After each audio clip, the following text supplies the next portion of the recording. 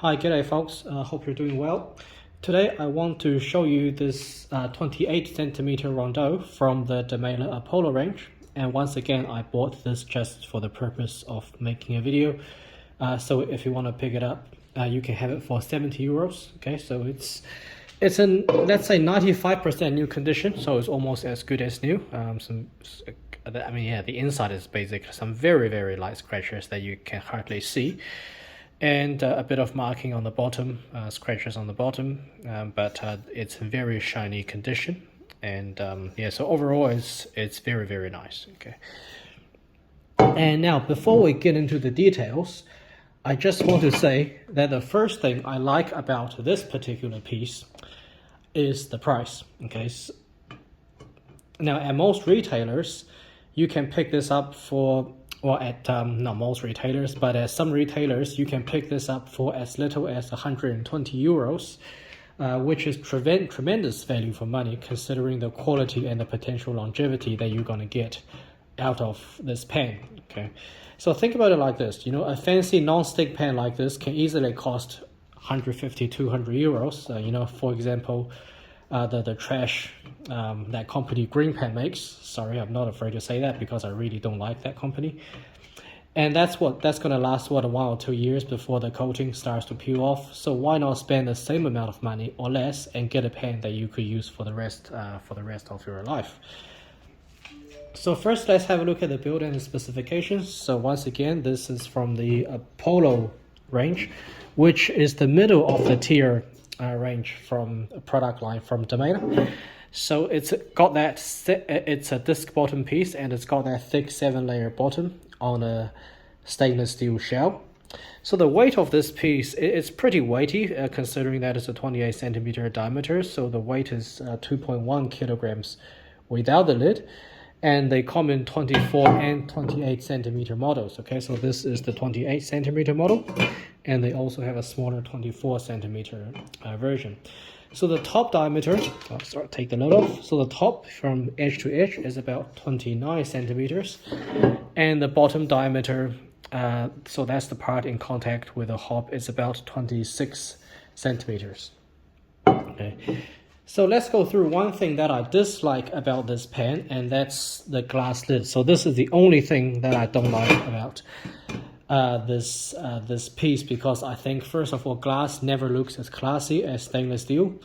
And also over time, the glass, is going to get calcium buildup, lime buildup from the chemicals in the water, and it just won't look as good anymore compared to a stainless steel lid.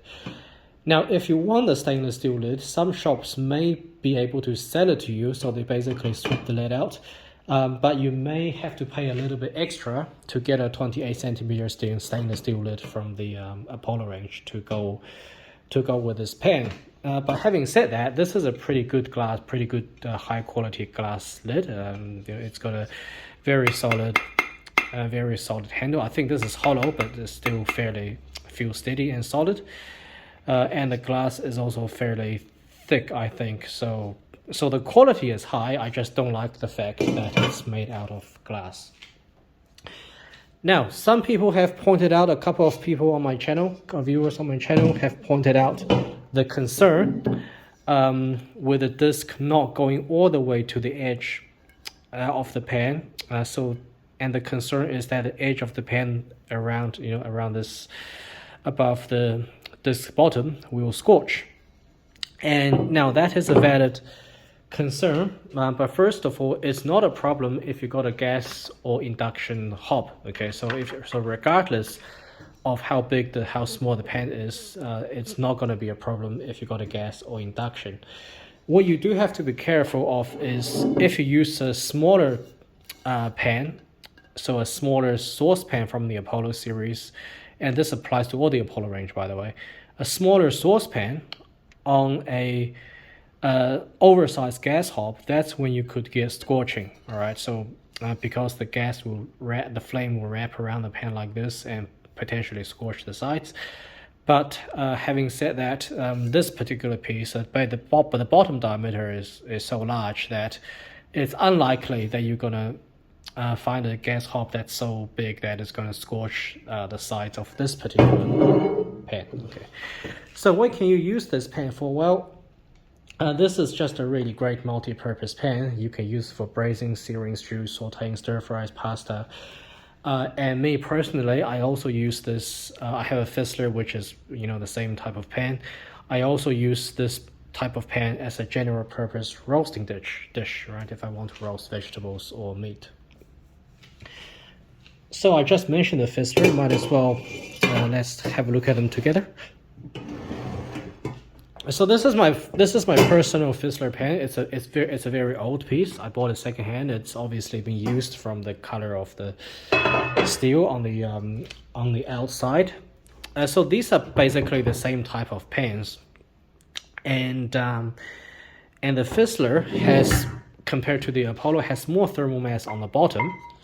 But this also at the same time, it's an extreme case because I haven't found another pan that's got as much thermal mass on the bottom as the Fissler. And you'll find that, let's say 95 or even 99% of the time, the thermal mass at the bottom of the Apollo is going to be perfectly sufficient, right? Because it also has a very, very thick bottom, just not as thick as the Fissler. So as we speak now, at this moment, I have to say that the Apollo still gives you better value for money because, like I said, you can pick this up for as low as 120 euros. But the retail price for the Fissler at this moment for this piece is around 250 or even 260 euros. So that's more than double the cost of the Apollo. And one more thing to note about the Fissler is that these days they only sell this pan with a domed lid, which I don't really like. I prefer the flat lid. So that's something else you should keep in mind if you're looking at these pans for yourself. Okay, yeah, so I hope you enjoyed that quick video. So that's the end of it, and I will see you in the next one.